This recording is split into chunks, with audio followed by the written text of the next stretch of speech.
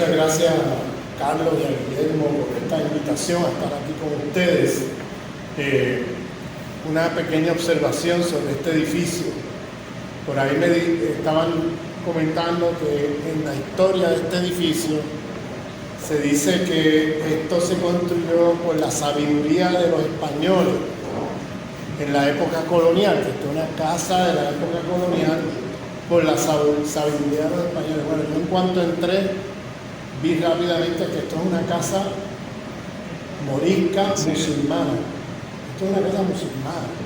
Esta es la arquitectura de Al-Ándalus, la civilización musulmana al sur de la península ibérica, que luego pasaron al norte de África. Ustedes se van hoy a Marruecos, a Argelia, esos países, van a encontrar muchas casas parecidas a esta. Entonces, eso es otro fake news de la historia. Esta es una casa musulmana, hecha por los musulmanes, porque ¿qué pasaba? Los españoles no sabían de construcción. ¿Y qué hacían? En la época colonial, cuando vinieron para las Américas, se trajeron a los moriscos, los descendientes de musulmanes que ellos habían capturado en la conquista de Al-Ándalus, y eran los expertos de arquitectura, de construcción, y se los trajeron a construir todas las casas en las ciudades que hoy llamamos ciudades coloniales. Entonces, si ustedes se fijan, son casas de la civilización musulmana. Esto no es de los españoles, eso es fake news de la historia, pero bueno.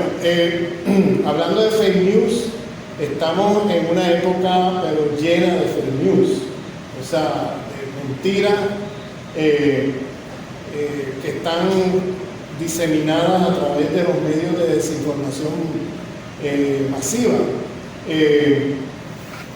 Yo quiero comenzar, nos toca hoy y mañana, sí. Y creo que mañana estamos en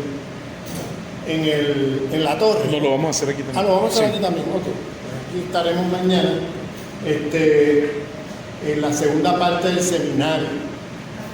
Hoy yo quería dedicarme más a que entendamos el momento histórico en que estamos metidos, en términos globales, ¿no? En el sentido siguiente, muchas veces estamos viendo los acontecimientos una cosa detrás de otra y perdemos de vista la coyuntura y el momento histórico en que estamos. Entonces yo quisiera hablar de 3 temporalidades. Quisiera hablar de la temporalidad que toca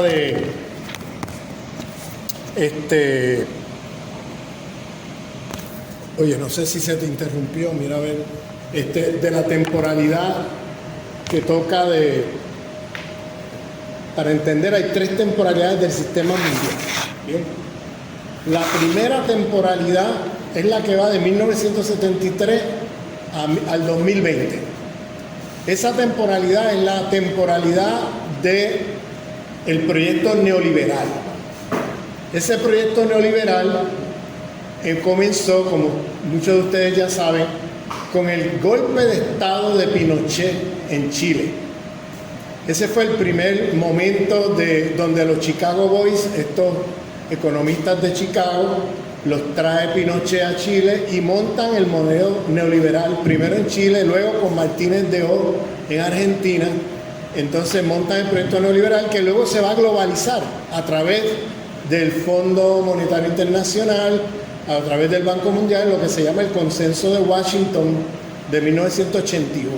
Y estas van a ser las políticas que van a estar diseminando por el mundo e imponiendo por el mundo como políticas de austericidio, ¿no? De corte presupuestario, de recursos a los pueblos y de privatización de todo lo que es servicio público y todo lo que es funciones de Estado, ponerlo en manos de empresas privadas y cosas por el estilo.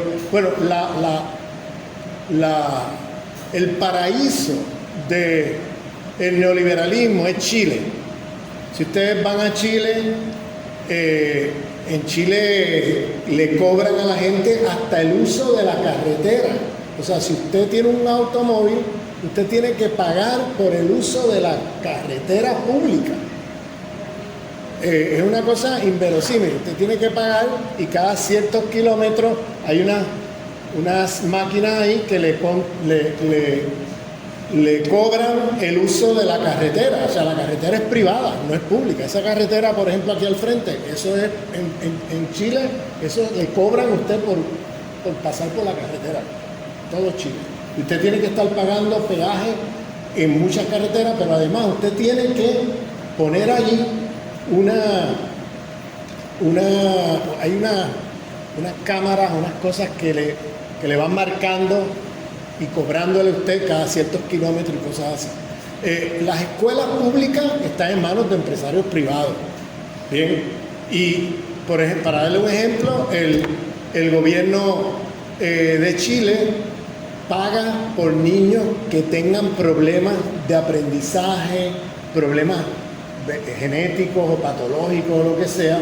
Le pagan al empresario dueño de la escuela pública el doble que un niño, que cualquier otro niño común y corriente. ¿Y qué pasa? Se lo pueden imaginar. El empresario contrata psicólogos, le hace exámenes psicológicos a toda la población estudiantil, le paga por debajo de la mesa y patologizan la mitad de los estudiantes. Que eso está marcado para toda la vida, como si tú tuvieras un problema genético, un problema de aprendizaje. Entonces, están marcados así y con eso le cobran al Estado más dinero. O sea, para que tengan una idea de las barbaridades que pasan con el neoliberalismo en Chile. Entonces,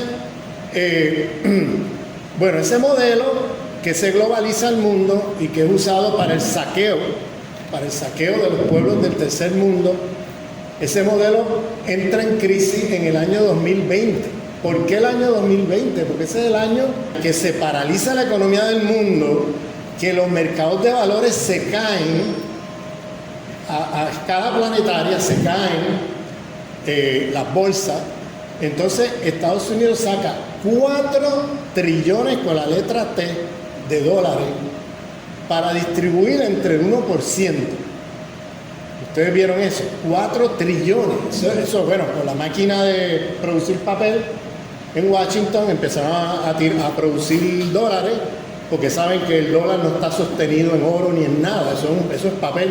Entonces, pum, pum, pum, pum, empiezan a tirar el papel para meterlo en las bolsas y para salvar al 1%. Bueno, la hija de Trump le dieron 50 millones. El yerno de Trump le dieron 90 millones. O sea, todo entre sus amigos, o sea, entre el 1%. Se distribuyeron 4 trillones de dólares. ¿Tú te imaginas eso? O sea, un saqueo. Eso es un saqueo. Pero ¿qué pasa?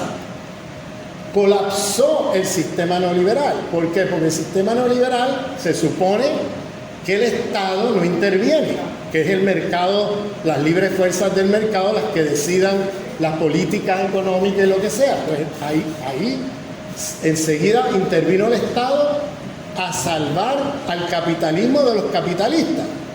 Bien, porque si tú los dejas a ellos hacer lo que les da la gana, te colapsan todo. Entonces el Estado tuvo que intervenir a salvar a los capitalistas de ellos mismos, porque es una crisis creada por ellos mismos. Y entonces, esto es una cosa que no es nueva, que ha pasado en la historia varias veces, donde tienen una liberalización de los mercados, privatización de todo y no sé qué, y entonces cuando eso los lleva a una crisis depresiva y colapsa el sistema, entonces aparece el Estado, los estados capitalistas, a salvar al capitalismo de los capitalistas. Y eso no es nuevo, eso pasó en el siglo pasado, en los años 30, eso ha pasado en muchos momentos de la historia del capitalismo. Siempre hay esa dialéctica entre liberalización de mercados y intervención del Estado para salvar la economía del desastre de esa liberalización de mercados. Entonces, eso lo hemos visto en muchos momentos de la historia. Bueno, en 2020 deciden abandonar el proyecto neoliberal porque se dan cuenta que ahora están en un momento de crisis y tienen que intervenir para que no se les caiga el kiosco. Entonces, una de esas muchas intervenciones que hicieron fue agarrar 4 trillones de dólares y pasarlo al 1%. Pero no fue solamente en Estados Unidos, en Europa también hicieron lo mismo. Entonces, y claro, el neoliberalismo, que tiene unas reglas de juego que se le imponen al tercer mundo prácticamente forzadamente, pero cuando se trata de ellos miran para el lado y abandonan el neoliberalismo cuando ya no les conviene. Entonces, ahí colapsó en términos no solamente como política para enfrentar la crisis que conllevó en el 2020 la caída de las bolsas de valores, sino que estas políticas también colapsaron en términos de la salud y en términos también de que los países moralmente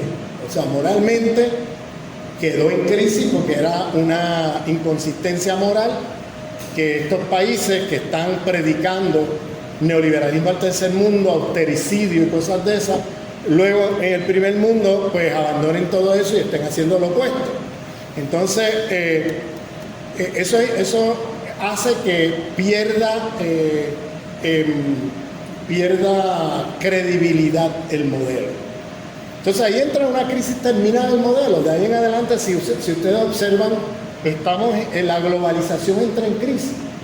Este sistema globalizante de capital financiero que se mueve a través del mundo, etcétera, entró en crisis a partir del 2020 en adelante. Y estamos en un momento donde se están creando bloques de poder económicos en el mundo, donde se está haciendo una nueva guerra fría, donde, bueno, todo esto, que vamos a hablar con más detalle, creo que mañana, pero el segundo ciclo que entra en crisis, estoy hablando de ciclos temporales de un sistema que tiene 530 años, ¿bien? Ahí empecé con el del ciclo neoliberal, 1973-2020. El segundo ciclo que entra en crisis es el ciclo de la hegemonía estadounidense, que va de 1945 al 2020. ¿Por qué el 2020? Porque en ese momento, en el 2020, por ejemplo, la deuda del gobierno federal americano se trepa a cerca de 30 trillones de dólares, con la letra T, la deuda del gobierno federal. ¿Por qué? Porque tienen que imprimir más papel para salvar los mercados, porque no es solamente que pasaron 4 trillones al 1%, es que mensualmente estaban, o sea, si usted se fija, la economía estaba paralizada, pero las bolsas de valores estaban bollantes. Entonces, ¿cómo es posible que las bolsas de valores estén bollantes mientras la economía está paralizada por el tema del COVID? La economía mundial paralizada y las bolsas de valores seguían como si nada, como si estuvieran en plena apogeo. Pues eso era que la Fed, el Banco Central de los Estados Unidos, que es el Banco Federal, ellos estaban imprimiendo papel y tirándolo a Wall Street, metiéndole a Wall Street un billetal diario para que no se caigan las bolsas. ¿Bien? Y eso, claro, ¿a quién beneficia eso? Al 1%, ¿entiendes? Al gran capital financiero. Entonces estaban ahí tirándole todos los días. Entonces, así fue como ellos de alguna manera navegaron esos 2 años, que es imprimiendo. ¿Y qué pasó? Estados Unidos entró en una crisis irreversible, en una crisis de déficit del gobierno federal americano que no, vamos, que eso no tiene remedio, eso va a colapsar. Eso tiene los días contados, porque usted no puede mantener una economía con una deuda. Ahora mismo están confrontando, en estos días, cómo van a pagar la deuda. Tienen un problema ahora mismo porque esa deuda de 30 trillones, ahora subió a 31 trillones. ¿Cómo la van a pagar? Entonces, no tienen los intereses, tienen que pagar los intereses, bien, de esa deuda, porque hay bonistas que invierten en los bonos del gobierno federal americano y con eso es que ellos cubren el déficit anual que tienen. Y entonces, ¿qué hacen? Pagar los intereses. Pero no tienen ahora mismo ni para pagar los intereses. Estamos hablando de que nos estamos acercando a un colapso serio del imperio, ¿bien? Un colapso económico. Entonces, por tanto, estamos hablando de la crisis de hegemonía del ciclo que va del 45 al 2020 del imperio estadounidense, donde pierde frente al ascenso de China y a otros poderes emergentes, pierde su rol hegemónico en la economía, pero también en la política mundial. y están cada vez más perdiendo poder de persuasión sobre los países del mundo. Entonces, hay una crisis de hegemonía terminal de la que no se va a recuperar Estados Unidos, porque no se van a recuperar de esa crisis económica, ni se van a recuperar del tema de credibilidad. Es decir, estamos hablando del fin de la hegemonía estadounidense. Con eso no estoy diciendo que el imperio estadounidense desaparece esta noche, no me malentiendan. Estoy diciendo, si ustedes agarran una curva así, como una campana, pues estoy diciendo que la época de apogeo del imperio estadounidense ya pasó, está acá arriba de la campana, eso ya pasó. Estamos en la parte de abajo de la campana y esto va así para abajo, ¿bien? Y entonces, eso representa un desafío, porque si en los años 60 decíamos que el imperialismo es un tigre de papel, en los años 2020 estamos hablando de un tigre herido de muerte. Entonces un tigre herido de muerte es más peligroso, porque las reacciones que puede tener pueden ser inesperadas. ¿Bien? Uno no sabe para dónde van, qué locura van a hacer. Bueno, ya están haciendo, ya estamos viendo las locuras que están haciendo con el tema de Ucrania, ¿no? Y están ya hablando de meterle un bombazo nuclear a Rusia, ya están hablando como normalizando una guerra nuclear. ¿Ustedes han visto eso?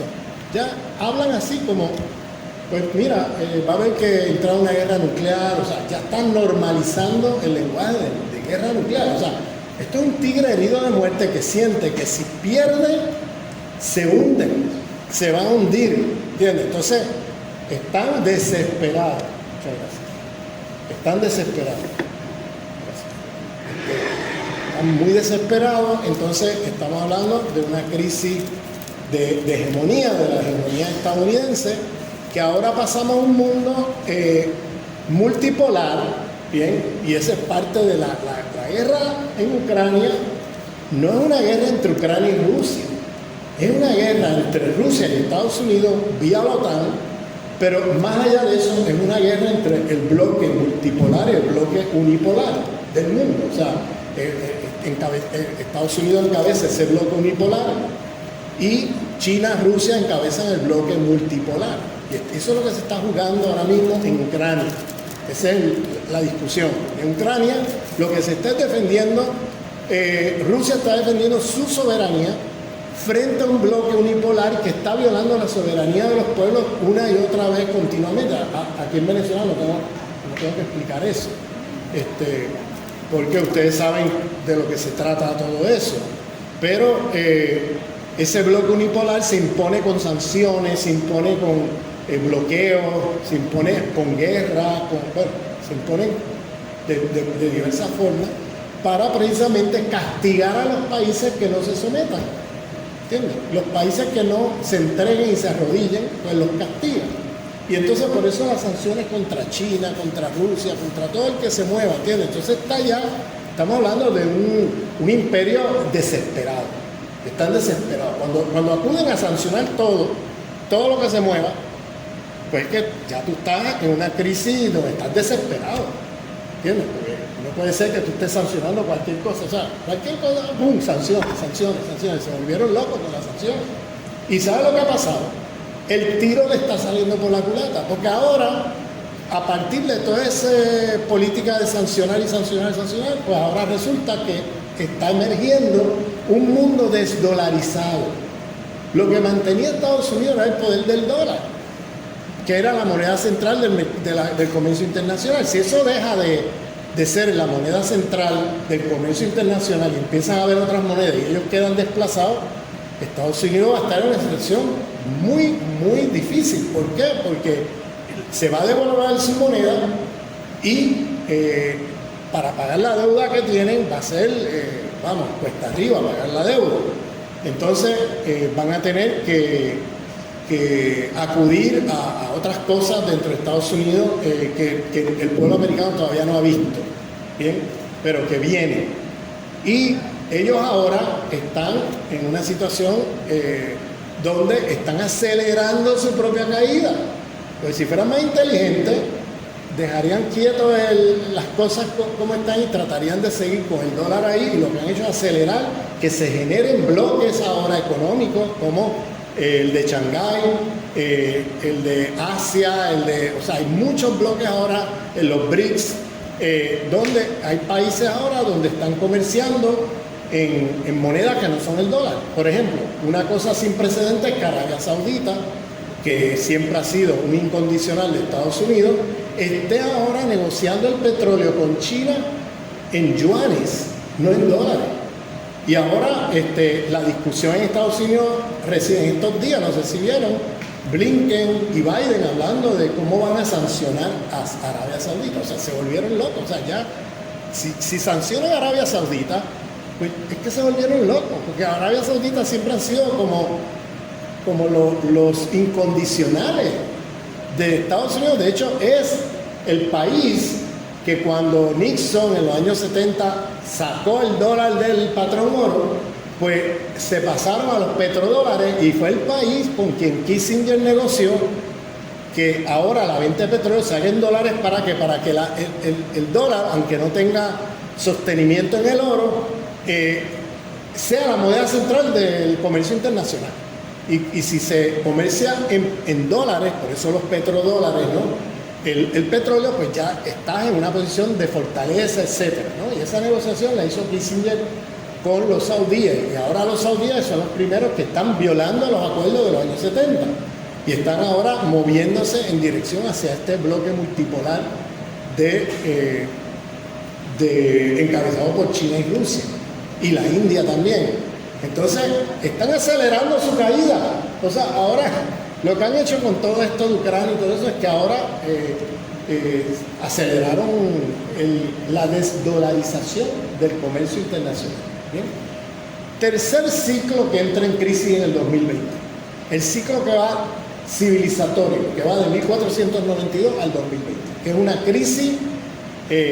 crisis civilizatoria en el sentido de la ecología planetaria. Bien, una crisis ecológica mundial. Por eso estamos viendo todos estos desastres que estamos viendo, por ejemplo, en estos días en Venezuela, ¿no? Estos ríos que de momento aparecen, que son ríos de barro. ¿Ustedes vieron eso? Es como una pared de 4 pisos de barro. O sea, esas son cosas que ocurren en momentos de, bueno, crisis, la crisis climática, la crisis, de momento caen lluvias así, que no paran de llover, y de momento hay momentos de sequía, y momentos de calor, y momentos de frío. O sea, está loco, el planeta está loco, en el sentido de una crisis civilizatoria, ecológica. Y claro, lo que está loco no es el planeta, lo que está loco es la civilización que produce este desastre. Bien, entonces eso hace también que los costos en estos desastres pues se han incrementado, y hace que el capitalismo también como sistema mundial entre también en crisis, porque tienen que ahora tomar en cuenta el tema ecológico a la hora de ellos plantearse las inversiones internacionales, etcétera. Entonces hay un colapso civilizatorio en términos ecológicos. O sea que hay 3 temporalidades aquí que en el 2020 se unen: la crisis del neoliberalismo, la crisis terminal de la hegemonía americana, la crisis del proyecto civilizatorio. Entonces, de proyecto civilizatorio de muerte, hay que nombrarlo así. Y entonces entramos en un momento donde el imperio estadounidense, el imperialismo yanqui, como decimos en América Latina, entra en crisis terminal, entra en una caída ya al vacío, ¿okay? Y empieza a dar aleteo, a tirar para todos lados de una manera bastante descontrolada y sin claridad de lo que están haciendo. Fíjense que, y entonces, aquí vienen dos dos élites mundiales que se están disputando el futuro del sistema mundial. Estas dos élites mundiales dentro de Occidente, estoy hablando dentro de las élites de occidentales de Estados Unidos, Europa, etc. No estoy aquí mencionando China, Rusia, etc. Estoy hablando de dos élites de ese mundo occidental, imperialista occidental, que se están disputando el futuro de la humanidad. Hay una élite, y esto es muy importante, compañeros y compañeras, que lo tengamos como bien presente, porque esto es algo que casi no se habla de esto. Tenemos lo que se conocen como los globalistas, los globalistas. Este es el capital, el gran capital financiero, ¿bien? El alto capital financiero, tipo, y donde tiene personajes que lo encarnan como símbolo. Jeff Bezos, Bill Gates, etc. Pero es todo un conglomerado, ¿no?, de capitalistas financieros que controlan una cantidad de las ganancias mundiales de una manera impresionante. O sea, unos porcientos enormes. O sea, unos pocos de estos tipos tienen, vamos, no sé qué porcentaje de las ganancias del mundo, no sé, 50, 40% de las ganancias del mundo. O sea, qué sé yo, 15, 20 tipos de estos. Entonces es como impresionante la concentración de riqueza en unas pocas manos, ¿no? Y cómo estos tipos hacen más dinero en momentos de crisis. Cuando hay crisis, ¿cuándo más dinero hacen? Bien, ustedes se han fijado en eso, cuando más plata hacen. Entonces, esta gente andan en una cosa que se llama las plataformas digitales. Bien, que hay alguna gente que le llama a estas plataformas digitales, por ejemplo, alguien como Varoufakis llega a decir, Varoufakis es el economista griego, él llega a decir algo como esto, que el sistema es un poco exagerado, pero dice algo, hay algo de verdad en lo que está diciendo. Está diciendo que estamos entrando a un nuevo sistema económico. El capitalismo desapareció en nuestras narices. Él le llama tecnofeudalismo. Es el término que usa. Él usa esto a partir de unos economistas marxistas que hablan de esto, de tecnofeudalismo. Eso no se lo inventó él, pero él es como la cara visible de esta teoría, donde él dice, mira, el capitalismo, ya eso desapareció. Lo que estamos es en el tecnofeudalismo. Entonces, lo que significa esto de tecnofeudalismo significa que estamos en un momento como igual que en los mercados feudales en Europa en el siglo XIV-XV, donde para usted vender algo, usted tenía que pagarle una renta al señor feudal. Entonces, gran parte de lo que usted producía, usted tenía que dárselo al señor feudal. Y para poder vender lo que usted producía, usted se tenía que parar en un mercadito, y para usted tener una mesa allí en esa esquina, usted le tenía que pagar una renta al señor feudal. Y era una renta, vamos, usurera, o sea, de que usted le tiene que dar la mitad de lo que usted trabajó al señor feudal, ¿bien? Unos porcentajes bien altos. Entonces, Varoufakis está planteando que estas nuevas plataformas digitales que la gente le llama capitalismo digital, él dice, eso no es capitalismo digital, eso es tecnofeudalismo, porque esas plataformas digitales operan como un mercado feudal, donde para usted tener una esquinita allí para vender lo que usted quiere vender, usted tiene que pagarle una renta al dueño de la plataforma digital. Y es una renta como en la época feudal, pero en vez de ser en un mercado, en un territorio, usted lo está haciendo en una plataforma electrónica, ¿no? Digital, donde usted alquila o usted tiene que rentar para usted tener un espacio allí. Y eso se está haciendo cada día más indispensable para la venta de muchas compañías que dependen de estas plataformas.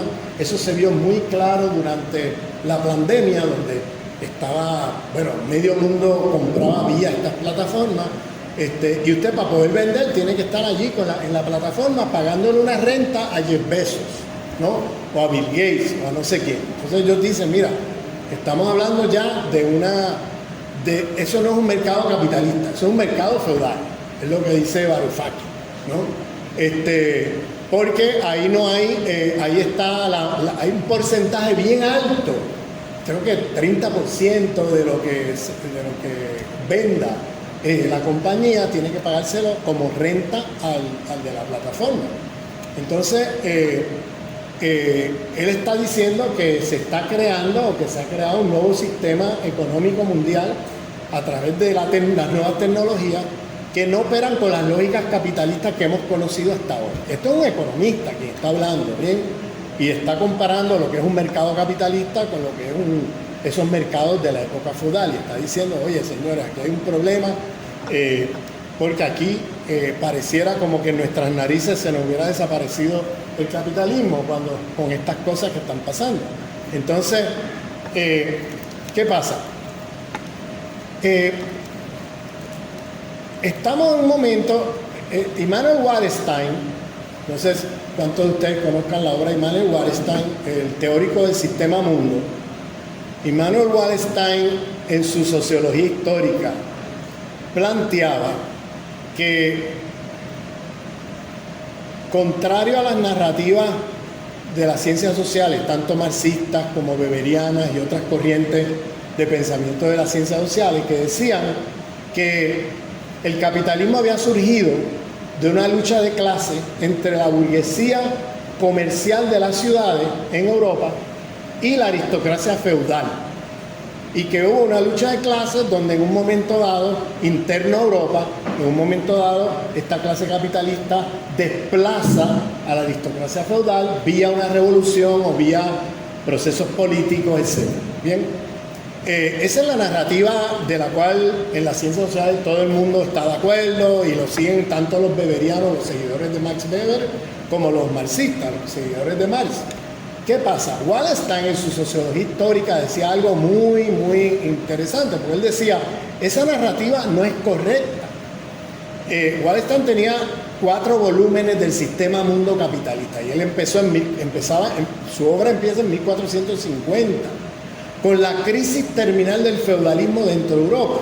Bien, el feudalismo era un sistema europeo, no existía fuera de Europa. Esa idea de que América Latina era feudal o cosas de esas, o Asia, eso es un invento eurocéntrico que no tiene nada que ver con la realidad, porque el feudalismo era un sistema europeo, no era un sistema que fuera de Europa funcionara o tuviera sentido. Entonces, en Europa el feudalismo estaba en crisis terminal.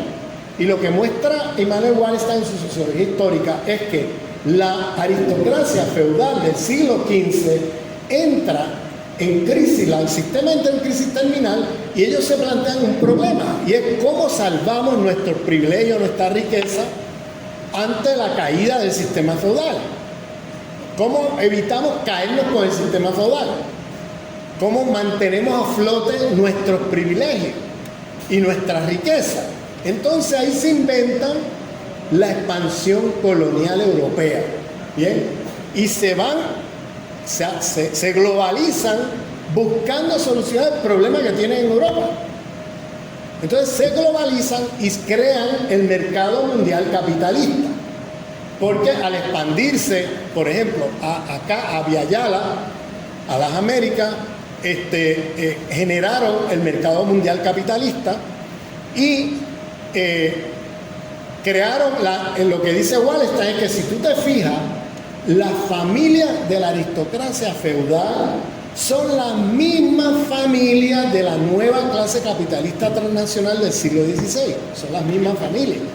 Entonces no es que hubo una lucha de clases donde los capitalistas sacaron del poder a la aristocracia feudal, no, es que la misma aristocracia feudal se recicló ahora como la nueva clase capitalista financiera, se hicieron capitalistas financieros.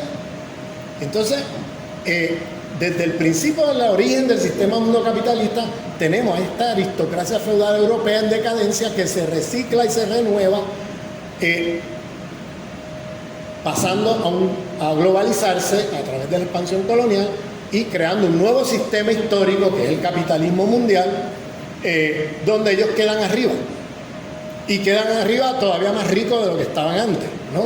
Entonces, esta discusión que parece una discusión antigua, ¿qué tiene que ver esto con hoy? Bueno, pues esto tiene mucho que ver, porque Wallerstein lo que plantea es que estamos en la decadencia de este sistema de 530 años, y esa élite capitalista transnacional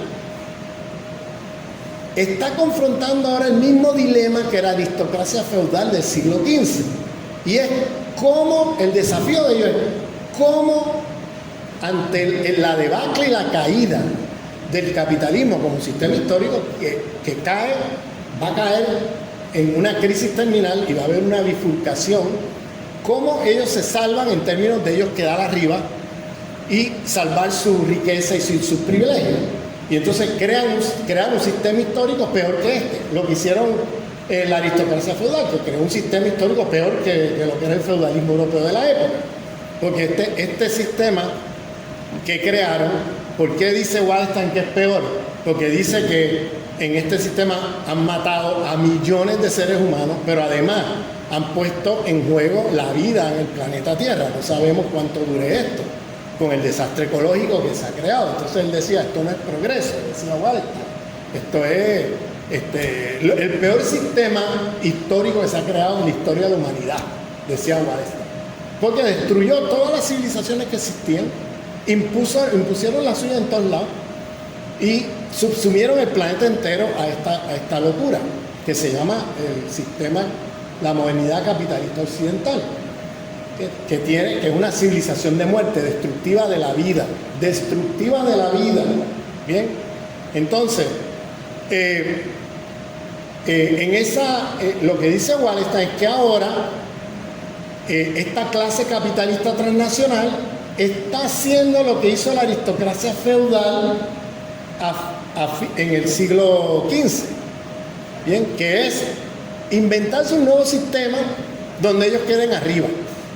Y Wallerstein decía algo muy interesante. Wallerstein decía, observen el foro de Davos, el foro económico de Davos, porque allí es donde se están cocinando las distopías de esta élite globalista que quieren crear, ante la debacle de este sistema, que saben que no lo pueden salvar, crear otro sistema peor que este donde ellos queden arriba.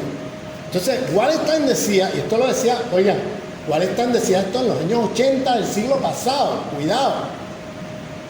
Esto no lo decía, esto ahora nos es mucho más evidente hoy, pero él decía estas cosas en el año 80 y 90 del siglo pasado, cuando nadie veía esto. Yo quiero darle el crédito al maestro Wallerstein, porque la verdad que el tipo tiene un ojo de águila, porque él estaba anticipando cosas que bueno, a mí me chocaba. Yo fui discípulo de Wallerstein y por eso conozco todo esto, pero es que a mí me chocaba, yo era discípulo de él, o sea, yo no lo veía, y sobre todo cuando cae la Unión Soviética, que se queda Estados Unidos como la única superpotencia mundial. No, pero espérate, si ahora están más fuertes que nunca, ¿qué me estás contando? Él decía, no, es que Estados Unidos tiene los días contados, se va a caer esto. Y él tenía unos argumentos sólidos para decir eso. Hablaba del ascenso de China. Él decía, China va a desplazar a Estados Unidos. Bueno, todas esas cosas que en aquel momento, bueno, era difícil de verlas. Pero este hombre tenía un análisis del capitalismo histórico de 600 años. Entonces, cuando tú tienes una visión así de larga duración, tú ves muchas cosas que ahora parecieran como novedosas. Si tú no conoces de historia mundial, del sistema de la economía política del capitalismo mundial, pues todo te parece novedoso.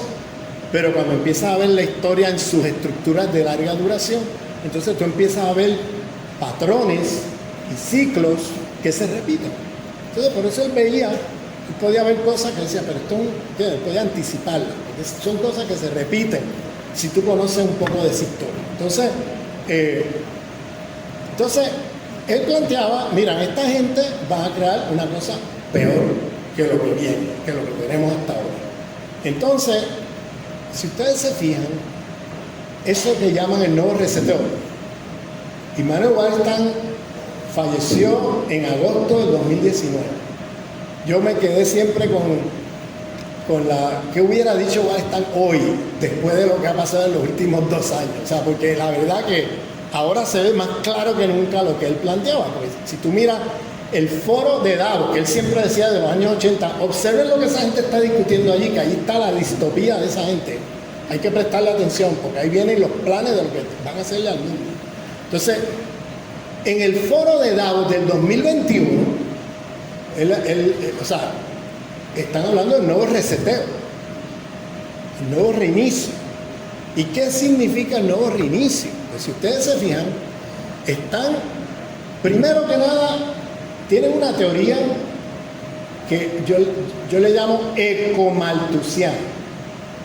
¿Qué significa? El malthusianismo era un economista europeo en el siglo XIX que decía que la pobreza en el mundo se debía a que había muchos seres humanos y había que reducir la población humana del mundo, que no es un sistema de explotación, de dominación, de saqueo, no, la pobreza hay muchos seres humanos y hay que reducir los seres humanos en el planeta. Tiene que haber control poblacional, tiene que haber exterminación de seres humanos porque hay demasiado. Bien,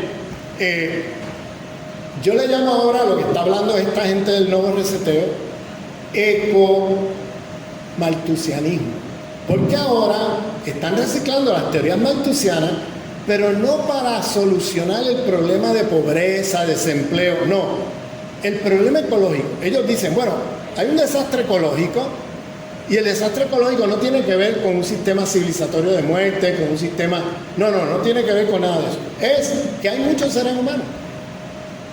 O sea, vuelven otra vez a reciclar las teorías del siglo XIX malthusianas, pero ahora con un discurso ecologista. Entonces dicen, el desastre ecológico es que hay demasiados seres humanos.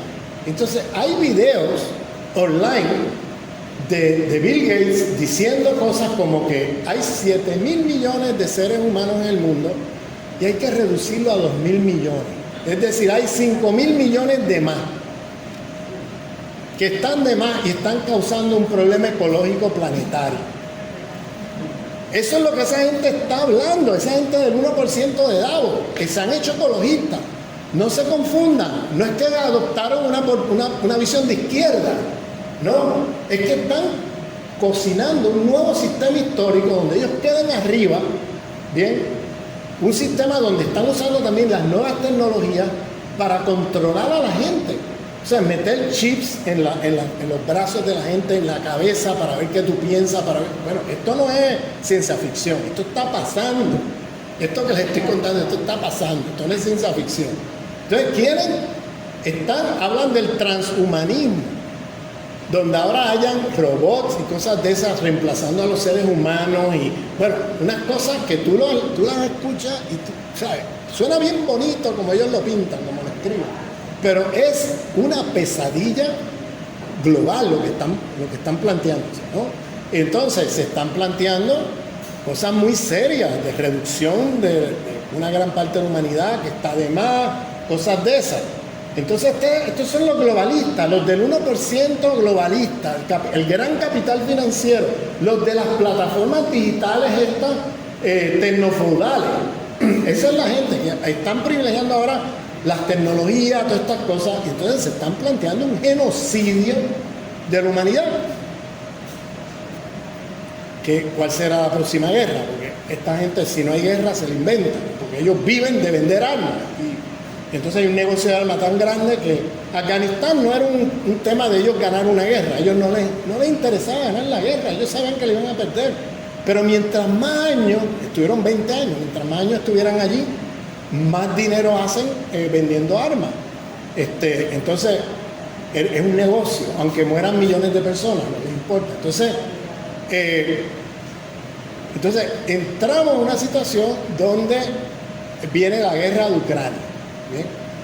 Entonces, estamos viendo cosas ahora en la guerra de Ucrania. Por ejemplo, una de las cosas que vienen, no me he metido todavía a explicar la guerra de Ucrania, pero me estoy metiendo más a... ¿Guerra o qué? O crisis, guerra o crisis. Bueno, hay una guerra.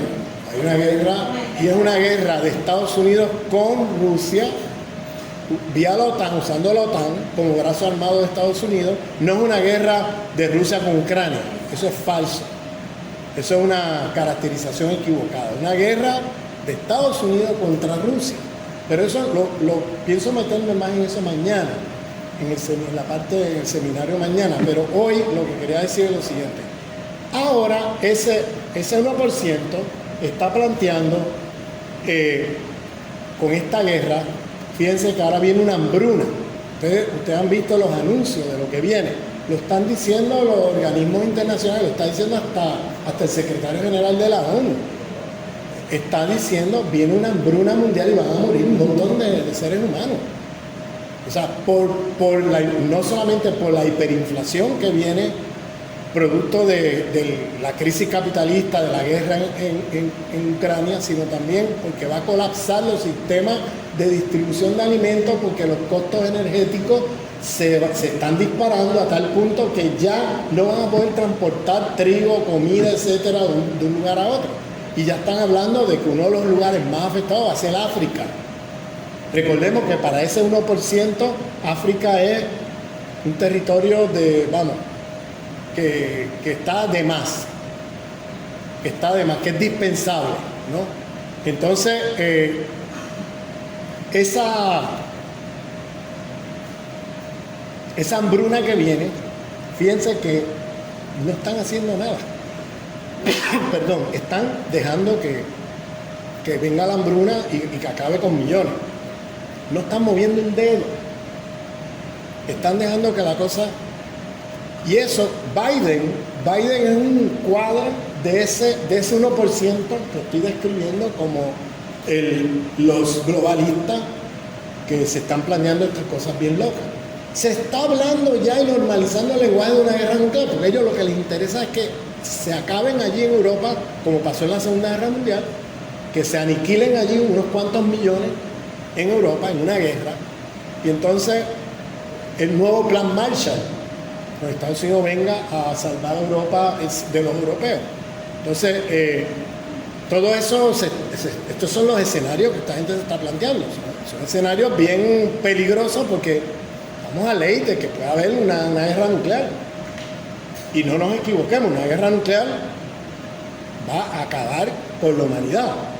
Esto no es juego, ¿entiendes? Esto no es juego. Entonces, están coqueteando con cosas muy peligrosas en este momento. Y se la están planteando, vamos, con todo lo que pueden, intentar aniquilar millones de seres humanos por hambruna y por guerra. ¿Bien? Luego tenemos otro sector en ese mundo occidental, imperialista occidental, que son las élites nacionalistas de extrema derecha. ¿Bien? Porque estos también son de extrema derecha disfrazados de demócratas, ¿no? Los globalistas. Ellos se pintan de demócratas, pero estos son, ellos lo que están planteándose en el nuevo reseteo es un solo gobierno mundial, eliminar los estados nacionales y poner al mundo dentro de un solo estado. Eso es lo que se está planteando en el nuevo reseteo. Léanse eso está online.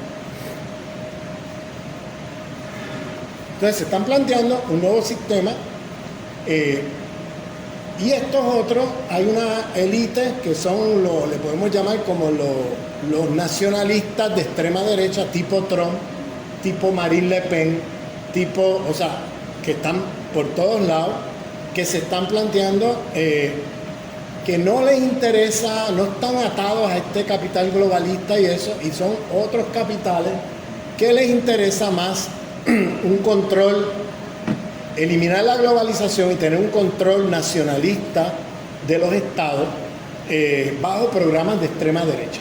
¿Bien? Y ese es el otro sector que están en disputa. ¿Bien? Y lamentablemente en el norte global, ahora mismo, mientras hablamos, no hay izquierda. No hay izquierda que de alguna manera ofrezca una narrativa diferente a las clases trabajadoras afectadas por esta crisis en que estamos. Y entonces lo que está pasando es que los globalistas están perdiendo terreno en el campo electoral en Europa y Estados Unidos, y los nacionalistas de extrema derecha son los que están ganando terreno. a veces tú oyes estos nacionalistas de extrema derecha y parecieran de izquierda las cosas que dicen. Pero no te confundas, son extrema derecha, son fascistas. Pero a veces dicen cosas que la debería estar diciendo la izquierda. Pero la izquierda en el norte global son todos otanistas y globalistas. Están alineados con ese otro lado. Entonces son derechas. En realidad son derechas. La socialdemocracia europea son neoliberales, son, bueno, lo peor. Y son derechas. Entonces llamo la atención a esto porque la disputa entre estas dos élites, ahora mismo en el campo imperialista, ¿bien? Entre estas dos élites. Entonces, por eso tienen contradicciones porque, por ejemplo, si tú miras a Trump lo que le preocupa no es tanto la vida de la gente ni nada de eso. Trump lo que le preocupa es que el presupuesto federal americano está invirtiendo tanto en guerra que va para el complejo militar de 7 compañías americanas y él como capitalista dice, pero ese dinero pudiera estar en mi bolsillo. ¿Qué hace? Eso se va para allá a unas compañías de guerra. Por eso él es antiguerra. Él se ha declarado contra la guerra de Irak, él siempre se declara contra la guerra porque él en su negocio, él no gana nada con eso. Y si ustedes se fijan, la política exterior de Trump no era otra cosa que instrumentalizar la política exterior para sus negocios personales. Eso fue lo que hizo, por eso era un escándalo entre ese 1%, porque el tipo lo que hacía era que iba a Arabia Saudita, Qatar, a diferentes lugares, o sea, sí, yo acepto lo que ustedes quieren, pero me tienes que meter no sé cuánta gente al año en tal hotel, o me tienes que dejar invertir, construir un hotel en este lugar. O sea, él estaba instrumentalizando la política exterior americana para beneficiar sus negocios personales. Eso era lo que él estaba haciendo. Entonces, él iba a contracorriente con la política de hacer una nueva guerra fría contra Rusia, ¿no? Porque para él, él lo veía como una cosa que no hacía sentido. Entonces estaba en choque con este 1%, tanto del Pentágono como de Wall Street. Él estaba en choque con ellos en eso. Entonces, al final, si ustedes se fijan, esos poderes fácticos de Estados Unidos se alinearon con Biden. Y al final, la votación en Estados Unidos no fue una votación por Biden. Si se fijan, él ganó más votos, Trump ganó más votos que la primera vez que ganó las elecciones, en números absolutos. Y luego, en las segundas elecciones, ganó, o sea, multiplicó los votos y perdió por 3 o 4 millones con Biden, bien poquito. Y la gente que votó por Trump, votaron por Trump. Y los que votaron por Biden no votaron por Biden, votaron contra Trump. No nos olvidemos de eso. O sea que, vamos, la extrema derecha en Estados Unidos está fuerte. Y una de las cosas que se espera que pase es que él vuelva como candidato. Y por eso están tratando también de criminalizarlo en el Congreso americano para evitar que vuelva como candidato. Los demócratas están evitando eso. Pero el problema es que la administración Biden ha sido un desastre tan grande porque se ha alineado con estos intereses globalistas en todas estas locuras que está haciendo y la gente está sufriendo la hiperinflación en los Estados Unidos, en Europa. La gente está sufriendo las consecuencias de esta política y claro, los van a castigar electoralmente. Y ese castigo electoral ya lo vimos en Italia, ¿no? Ya lo vimos en Italia, donde ganó una candidata fascista, ¿bien? Y lo estamos viendo por toda Europa. Macron es un fascista. Macron tiene un programa a la derecha de Marine Le Pen, para los que no estén informados. O sea, le ganó a Marine Le Pen, pero le ganó robándole el programa a Marine Le Pen. O sea, con un programa más fascista que ella. El debate era quién era más fascista, quién era más racista, ese era el debate en el debate presidencial en Francia. Una cosa impresionante. Entonces, para finalizar, simplemente, porque mañana me voy a meter más en la guerra de Ucrania y todo eso, simplemente decir que hay una disputa dentro del campo imperial occidental entre estas dos élites, ¿bien? Y entonces tenemos un debate o una lucha mundial geopolítica entre un bloque unipolar, que es el bloque liderado por Estados Unidos y de los imperios occidentales, y un bloque multipolar, que es el bloque encabezado por China y Rusia. Ese bloque multipolar sigue siendo capitalista, pero tiene un respeto a la soberanía, muy diferente al otro bloque, que no respeta la soberanía. Y eso plantea una apertura de oportunidad para países antiimperialistas, ofrece un espacio de maniobra y oportunidad que no te ofrece el mundo unipolar. Porque el mundo unipolar opera por sanciones, por guerra, por imponerse por la fuerza. El mundo multipolar se plantea un mundo de múltiples polos económicos mundiales con respeto a la soberanía, etcétera, y eso plantea entonces unas posibilidades de maniobra para un país antiimperialista como Venezuela, que no te ofrece el mundo unipolar encabezado por Estados Unidos. Entonces voy a parar aquí para abrir la discusión, pero mañana nos vamos a meter ya de cabeza en el conflicto de la guerra en Ucrania, que no comenzó ahora, que eso viene desde los años 90, y además la guerra ya en caliente viene desde el 2014 con el golpe de estado de la revolución de colores de la CIA en Ucrania, donde metieron a los nazis a dominar ese país. Pero bueno, paro. Bien, muchas gracias.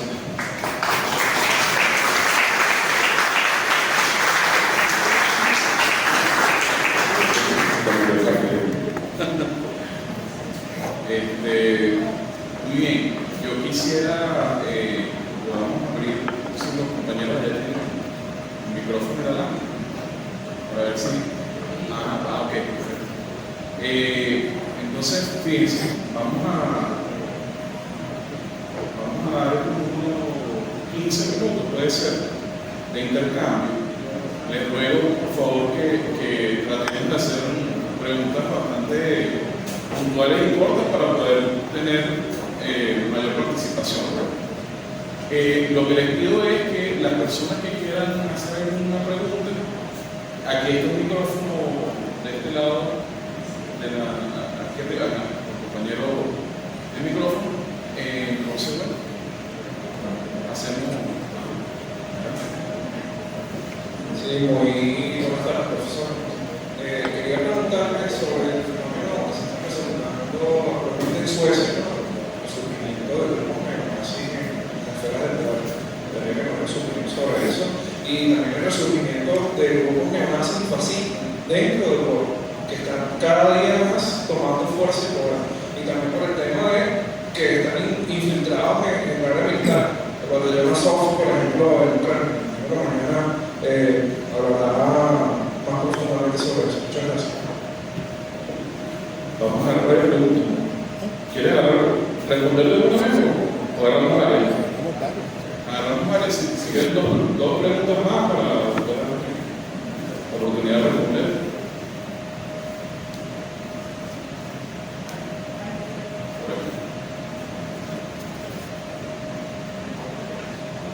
Hola, profesor, un placer siempre escucharle su gusto. Sobre el tema de la industria armamentística norteamericana, no sé si es un tema para mañana, pero es algo de lo que se sabe que tiene muchísima fuerza, muchísimo poder, está detrás de instrucciones de la Casa Blanca, pero realmente no sabemos hoy en día cuál es su estado y cómo funciona. Quisiera preguntarle de ello. Muy bien. ¿Tenemos alguien más?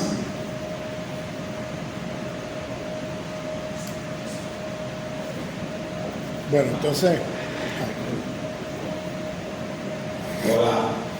Bueno, primero felicitar porque públicamente veo que al final alguien asume que estamos en un problema sanitario globalista, pero que la gente ha cumplido absolutamente todos los tratados del mundo.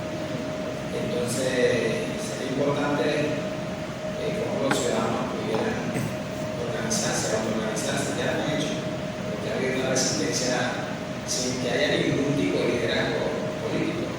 Sin embargo, es muy grande la población que ha resistido en los chiles de la fe, que han inoculado a las personas. Quiero un poco profundizar quizás la mayor diferencia en algunas vacunas y al contrario, en la literatura científica dice que todas tienen óxido de carbono. Vamos a tomar una más por el libro. Gracias, buenos días. Me uno a todos los que precedieron el orden de la palabra, viceministro Ron y Instituto Simón Bolívar, por esta conferencia de grupo.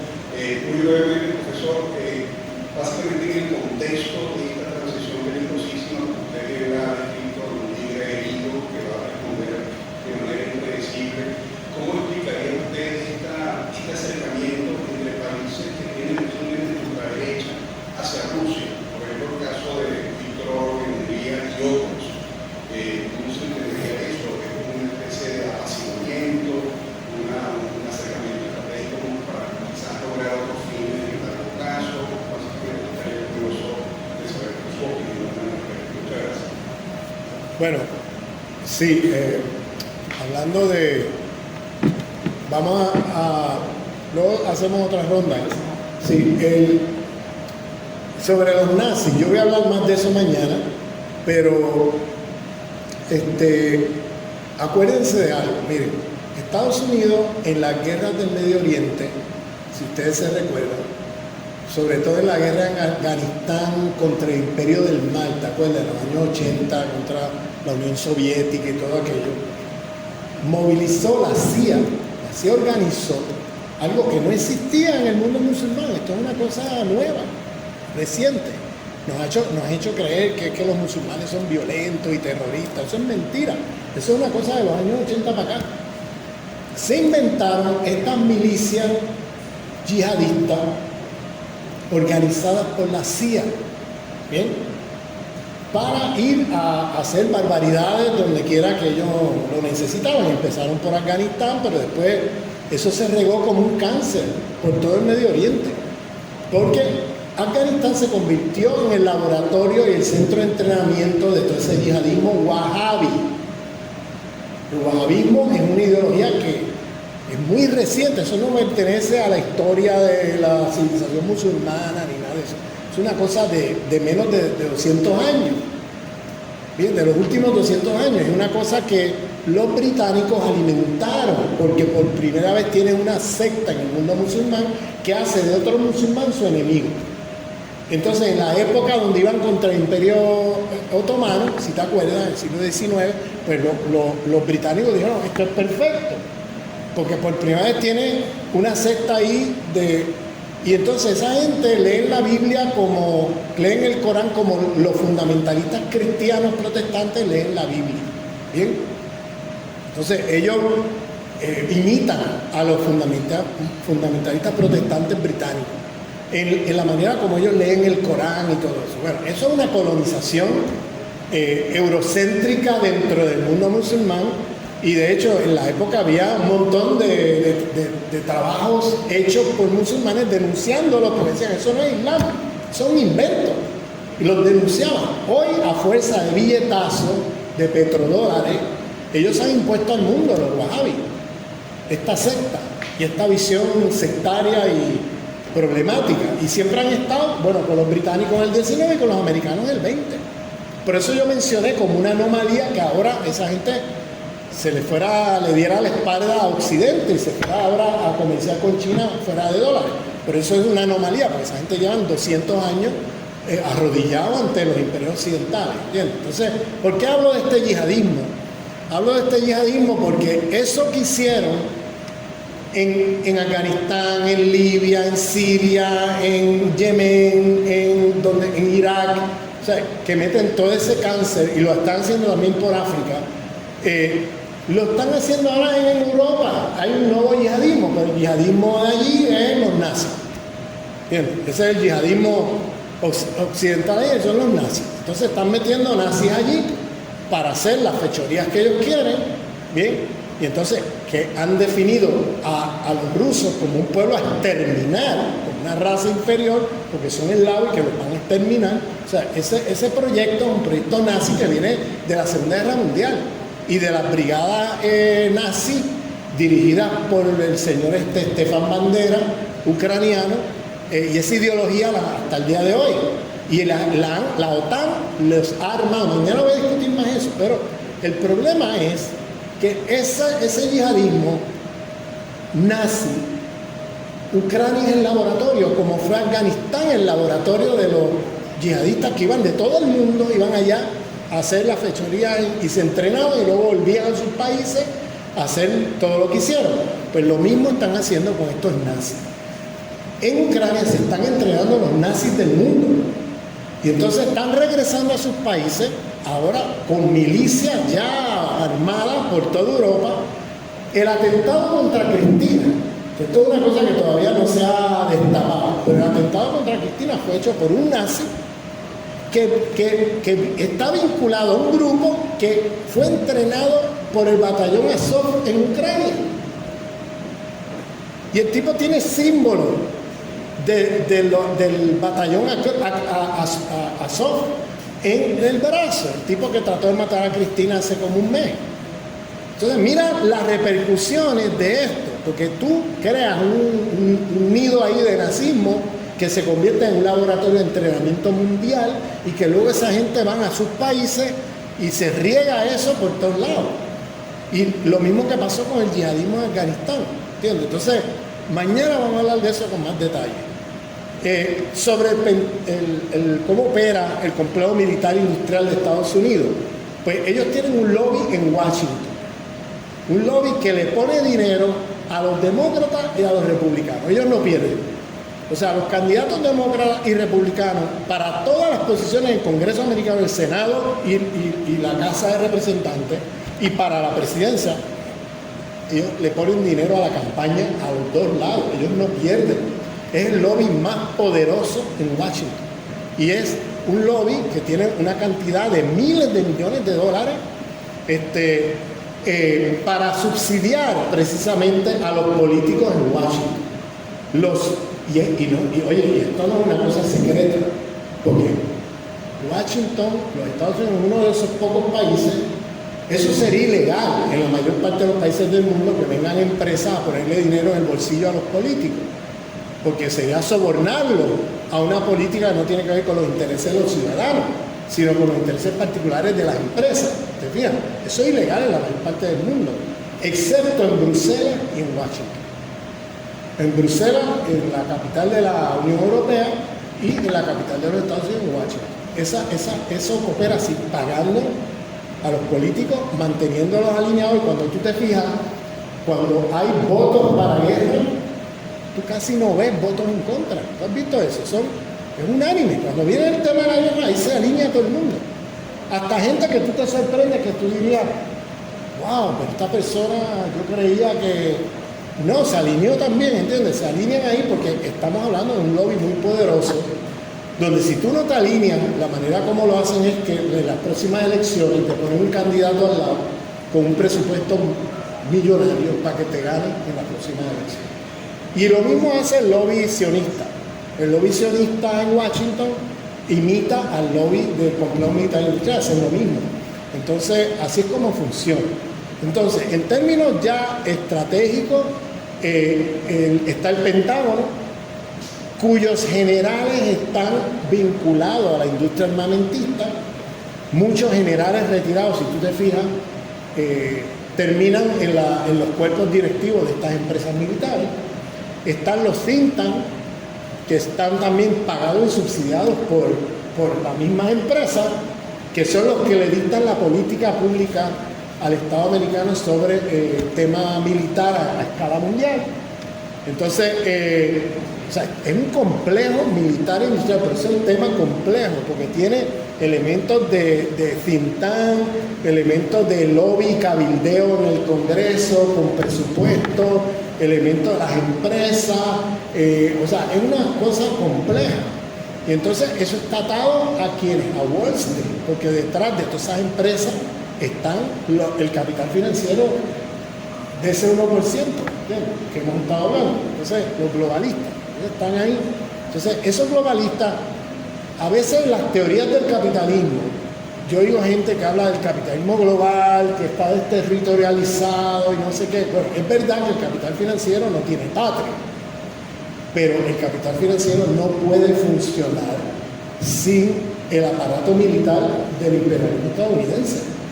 O sea, ese Estado con su aparato militar es condición de posibilidad de sus pesadillas globales. Ellos no pueden hacer nada sin eso. Entonces, por eso, si bien es un capital que no tiene patria, en realidad necesitan de ese Estado y de su aparato militar para poder hacer lo que hacen.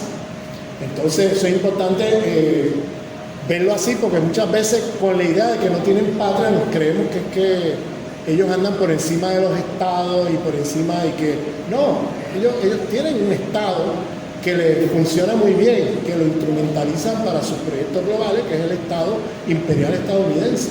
Y fíjate cómo desde ahí se imponen sobre los estados europeos, sobre el mundo, ¿entiendes? Entonces, o sea, que es un complejo militar industrial, hay que describirlo de esa manera. Por ahí hubo la pregunta, perdonando.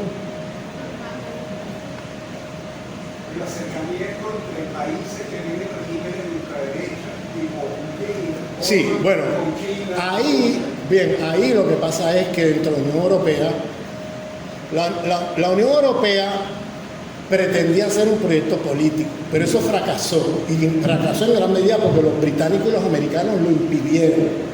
Ellos lo que querían es una zona económica, pero no que se convirtiera en un aparato político, porque entonces sería un superestado muy poderoso. Estados Unidos no quería eso.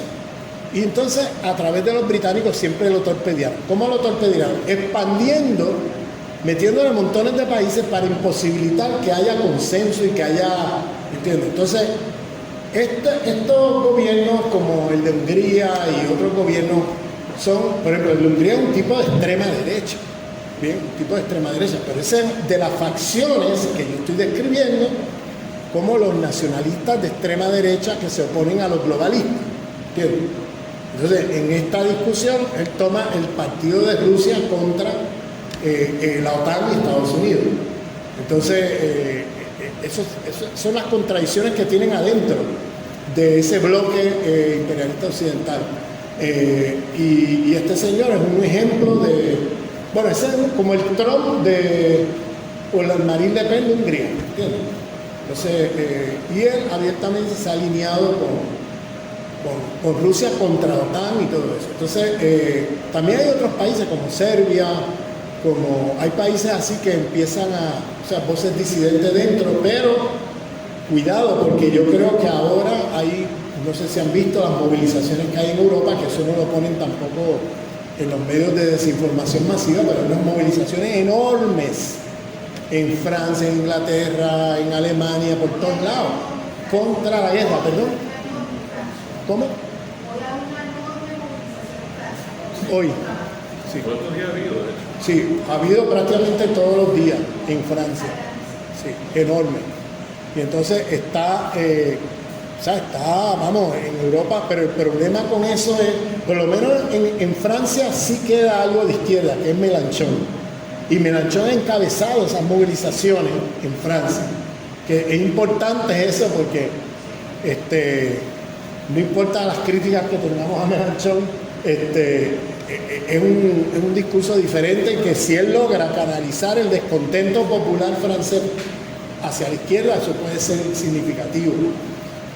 Porque lo que está pasando en otros lados es que es la extrema derecha la que está haciendo esto, porque la izquierda se ha alineado con la OTAN. Bien. Ahora, estas movilizaciones en Francia, Mélenchon no dice que es contra la guerra, dice que es contra la hiperinflación, que es un efecto de la guerra. ¿Ven? Entonces está movilizando mucha gente contra la hiperinflación, pero se ha cuidado de no sé si es un cálculo político o si es la convicción, pero se ha cuidado de no irse contra la OTAN, sino mantenerse en esa como anti-hiperinflación. Pero la hiperinflación es el resultado de la guerra, ¿entiendes? Entonces, pero me alegra mucho que sea un partido de izquierda el que esté, creo que es de lo poco que queda allí, porque por ejemplo, cuando tú ves a Pedro Sánchez y el gobierno de PSOE Podemos, es una cosa, bueno, increíble, ¿no? Esos se han arrodillado ante la OTAN, se han arrodillado. Entonces, o cuando tú ves los ecologistas alemanes, que están en el gobierno en Alemania. Esos se han arrodillado ante Estados Unidos, hasta la Merkel ha tenido que salir de su retiro a denunciarlo, porque la Merkel ha llamado la atención de que esa política está llevando a Alemania a la ruina y a un desastre, porque se han alineado con Estados Unidos contra Rusia, y la industria alemana depende de la energía barata rusa. Y ahora los gringos están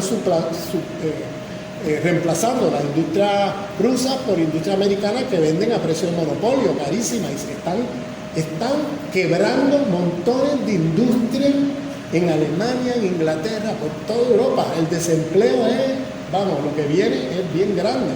Y todo por una política de subordinación a la OTAN, que no es otra cosa que subordinación a los intereses del imperio americano. Entonces, por allá atrás había otra pregunta. Sí, vamos a tomar unas preguntas más. Yo continúo con aquí. Adelante. Sí, profesor, muchas gracias. Nuevamente bienvenido a este país.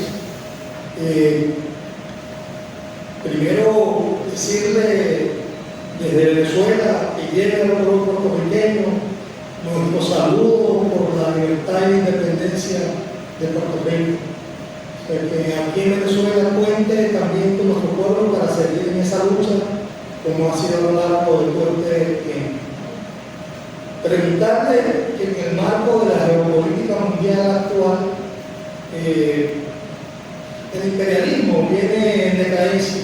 El imperialismo que hoy es como esa que mal herido, como comentaba el compañero por acá, y las otras fuerzas que pugnan también por la hegemonía mundial, donde está China, Rusia y otros países. En ese sentido, ¿qué papel juega América Latina y el Caribe, y cuál es el papel que debe jugar Venezuela en esta confrontación mundial? Esa es una muy buena pregunta, que yo espero también abundar más mañana en eso, pero me adelanto un poco, y es que presupone una discusión de lo de mañana, ¿no? Pero adelantándome, Estados Unidos lo que ha hecho con esta provocación de la guerra en Ucrania es recolonizar Europa, volver a recuperar Europa con un mercado que ellos dominen. Y claro, la pregunta es, una vez ellos consoliden eso, ¿para dónde van? África lo han perdido frente a China, Asia lo perdieron frente a China, América Latina lo están perdiendo, pero no lo han perdido del todo. Y yo creo que vienen para acá. No es que vienen para acá, es que han estado aquí siempre, sino que viene otra escalada, es la palabra correcta. Viene otra escalada, y creo que hay que apretarse los cinturones, y Venezuela tiene que apretarse los cinturones, porque yo creo que va a venir otra escalada para acá. Porque ahora si se fijan, la atención la tuvieron un momento en las guerras en Medio Oriente, y como que desatendieron un poco a América Latina, y ahí vinieron los gobiernos progresistas, ¿te acuerdas? Luego metieron una ofensiva de golpes blandos, de los FEAR, de todas estas cosas para recuperar, ¿no? Luego vuelven otra vez a haber votos en contra a favor de candidatos que ellos no favorecen, aunque no necesariamente coincidamos con sus perspectivas políticas, como Boric o otros candidatos que han ganado elecciones, pero no son los candidatos favoritos de ellos. Entonces, están habiendo aquí cosas que ellos ellos quieren tener un control mayor.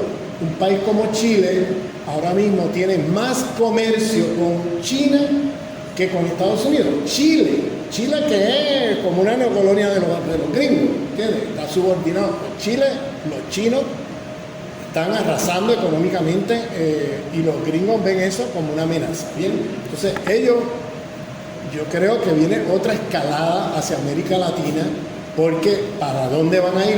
Lo único que les queda es recuperan el mercado europeo, y ahora tienen que recuperar América Latina. Y entonces yo creo que, no quiero sonar pesimista, pero creo que vienen momentos difíciles para América Latina y para Venezuela. Bien, y eso se va a manifestar en los próximos años, creo yo, cuando ellos entonces pongan nuevamente la atención para acá. Y entonces lo otro es sobre Venezuela tiene una oportunidad histórica en este debate mundial de bueno, alinearse obviamente con los poderes del mundo multipolar, porque el mundo unipolar obviamente es un mundo que te va, vamos, que te bloquea, te sanciona, y yo siempre digo, cuidado con las negociaciones, y yo estoy seguro que el liderato de la Revolución Bolivariana está consciente de eso, porque no, mira, Gaddafi se creyó que dándole unos pozos petroleros a las transnacionales lo iban a dejar quieto.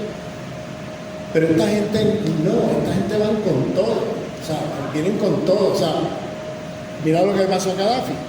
Pues se creyó que dándole unos pozos lo iban a dejar tranquilo. Bueno, yo no digo que no se negocie, yo no digo que no se hagan acuerdos y cosas, yo digo, mantén la guardia en alto, porque como decía el Che, con al imperialismo no se puede confiar ni un tantito así. Y la historia está ahí para documentar eso.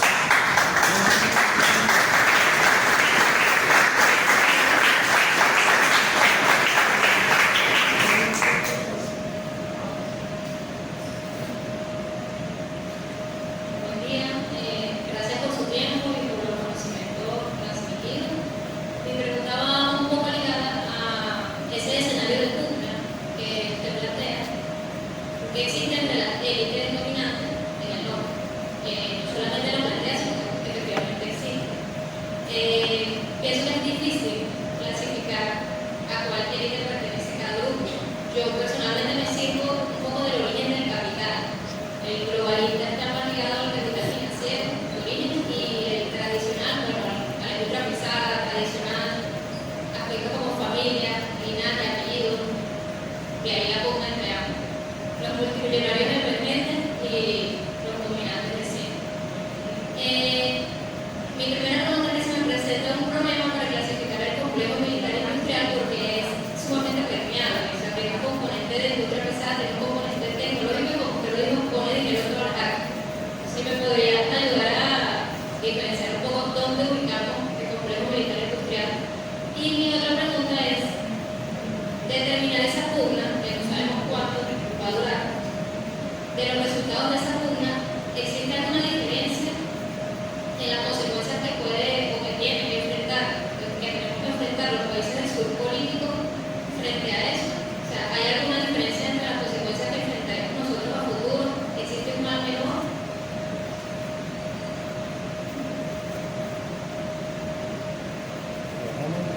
No sé si hay alguna pregunta más para cerrar este ciclo de preguntas. Bueno, pues, ¿tienes una pregunta?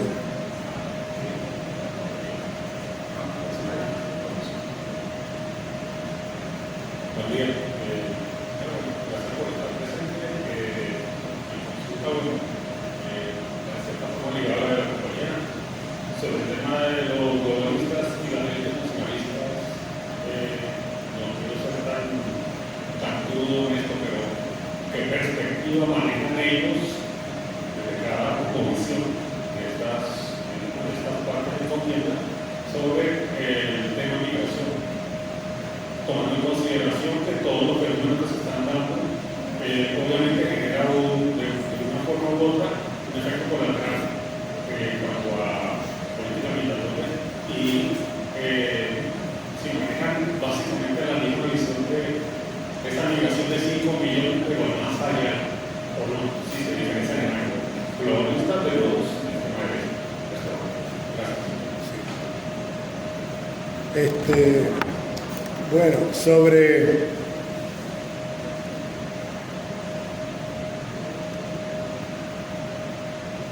el tema de el complejo militar industrial, realmente detrás de eso está el capital financiero. O sea, hoy día es muy difícil, en esos grandes complejos industriales, verlos como se veía en el siglo XIX, porque hoy día todos esos complejos operan con acciones en Wall Street, en las bolsas de valores. Y los accionistas son los que, mandan en esas empresas, ¿no? Hay ¿cómo se dice? Juntas, reuniones de estos accionistas, y los que tienen las mayores acciones son los que prácticamente deciden la política. Y claro, la lógica de esa industria es una lógica de guerra, de vender armas, y si no hay guerra, inventarse. ¿Entiendes? Entonces, ellos están yo lo vería más como parte del capital financiero. Lo que pasa es que la mercancía que ellos venden es armas, es armamento. Cuando digo complejo de unidad industrial, no es solamente el que te vende el tanque de guerra, es también todo un complejo como la Halliburton, la compañía de Cheney, que era de construcción. Eso estaba metido en el complejo militar industrial y agarraba una cantidad de dinero en la guerra de Afganistán y de Irak. Esa compañía multiplicó sus ganancias netas de 300 millones al año a 3.000 millones al año. ¿Bien? O sea, multiplicó sus ganancias por 10 en las guerras de los últimos 20 años. Esa es la compañía de Dick Cheney. Entonces, ellos tienen una lógica obviamente de guerra, porque ellos no pueden ir a un mall a vender los tanques de guerra. Esos son los presupuestos del Estado americano que paga por eso. Entonces, para eso se justifica inventándose guerra.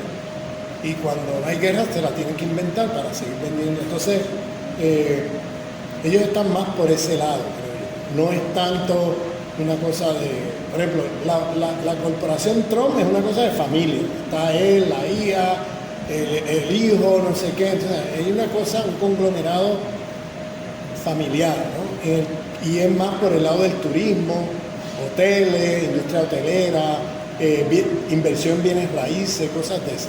Ellos no están en la industria armamentista. Pero el poder fáctico es el capital financiero. El capital financiero es el poder fáctico.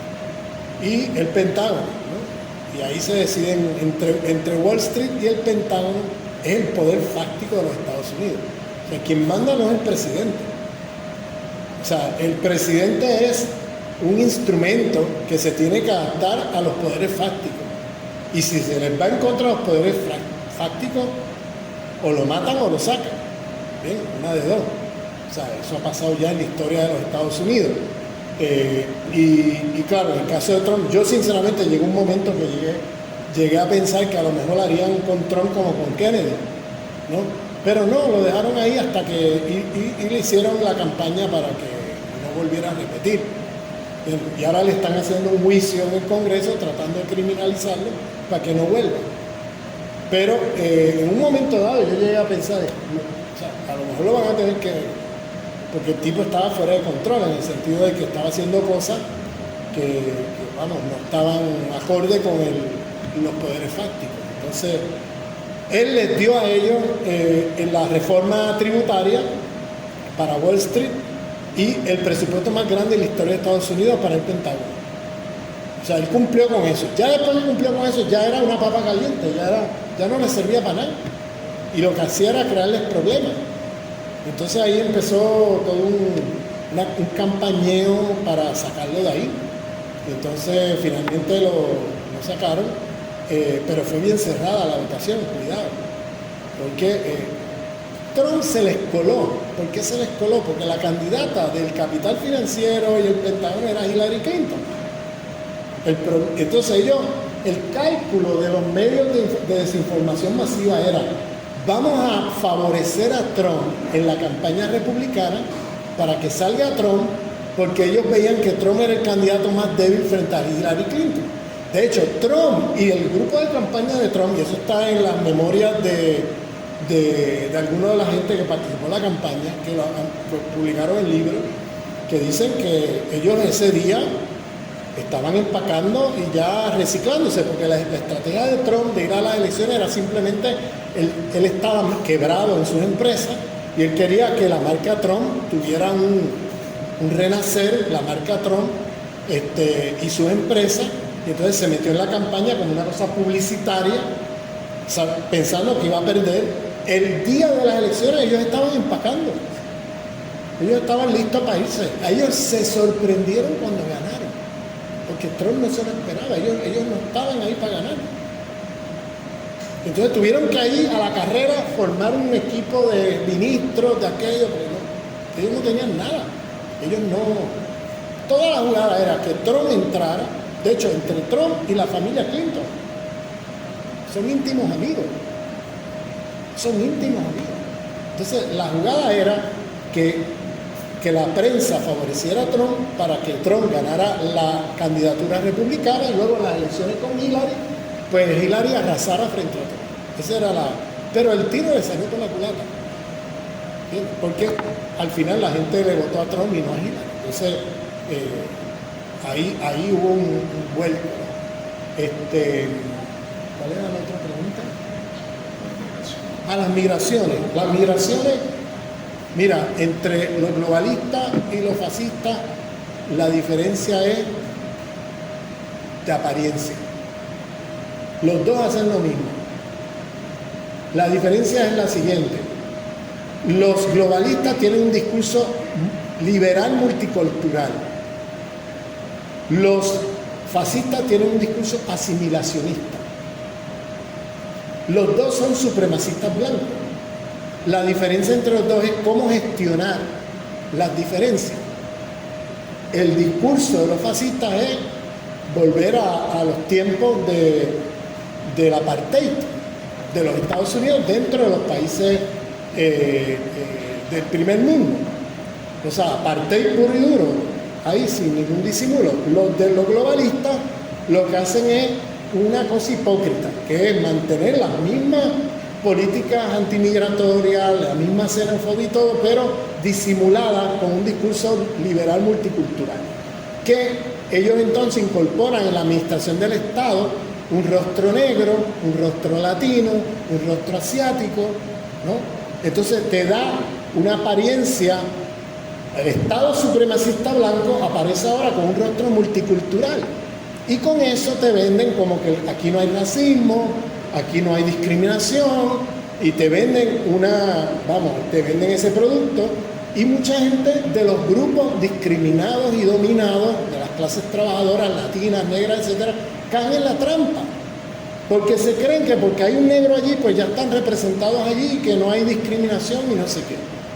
Entonces, es más la apariencia, porque cuando tú miras las políticas migratorias, por ejemplo, Obama expulsó más migrantes que ningún otro presidente de la historia de los Estados Unidos. Pero tú jamás te imaginarías eso, porque el discurso de Obama es el multiculturalismo liberal. ¿Qué es el multiculturalismo liberal? Es lo siguiente: yo te doy migajas a ti, grupo discriminado, indígena, negro, latino, asiático, para que tú brinques y saltes en tu carnaval, pero no cuestiones quién manda aquí. Ese es el multiculturalismo liberal. Aquí están las migajas, brinca y salta en tu carnaval, pero no cuestiones quién manda. Entonces con eso mantiene a la gente tranquila, con una apariencia de representatividad, con una apariencia de que aquí no se discrimina contra nadie, y siguen haciendo lo mismo. Mira, bajo Obama se creó el Black Lives Matter, porque bajo Obama estaban matando negros más que nunca en las calles. O sea, es la diferencia, el discurso globalista es hipócrita. Las deportaciones de Obama fueron las más grandes en la historia de los Estados Unidos. Las deportaciones de migrantes, las más grandes, más que los 8 años de Bush hijo, mucho más de lejos. Entonces, lo mismo con Biden. Biden ha seguido las mismas políticas antimigratorias de Trump, pero con un rostro multicultural, con un discurso inclusivo, con una, ¿entiendes? Entonces, es como un engaño, ¿no? como un engaño porque es un discurso tramposo, esto del multiculturalismo liberal. Trump va con, o sea, ahí sin disimulo. Trump viene y te lo dice en la cara, América es para los, o sea, let's make white America great again. Vamos a hacer la América blanca grande otra vez, ¿no? Eso es lo que está detrás de todo eso. Entonces, él no lo disimula. Él lo dice así en la cara, lo mismo los fascistas, estos europeos como Marine Le Pen, la italiana, el húngaro. Eso no disimula. Los húngaros están ahí acabando con los gitanos. Los gitanos del este de Europa ahí les están dando, pero durísimo. Y bueno, ahí no hay disimulo. Los otros hacen lo mismo que los fascistas, pero disimulado. Eso es todo, esa es la diferencia. Muy bien.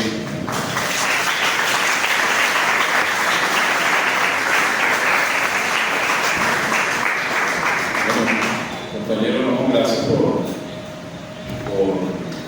esta clase, este seminario. Vamos a dejarlo por el día de hoy hasta acá, pero ya con compromiso regresamos mañana, aquí mismo, 10 de la mañana. Vamos a desarrancar para el tiempo, poder tener el mayor provecho posible. Entonces, si pueden permiso un poquito antes de la 10, mejor para que arranquemos a la 10 puntos. Todavía queda mucho que hablar, sobre todo en esta segunda parte. Dado este contexto, esta segunda parte es muy interesante, y sobre todo pues, el saber que corresponde al sur, a Centroamérica, a la izquierda. Si mañana me meto en la Ucrania, sí, de cabeza. Gracias, compatriota, por acompañarnos. Oye, a ver si pueden recuperar el audio, no sé.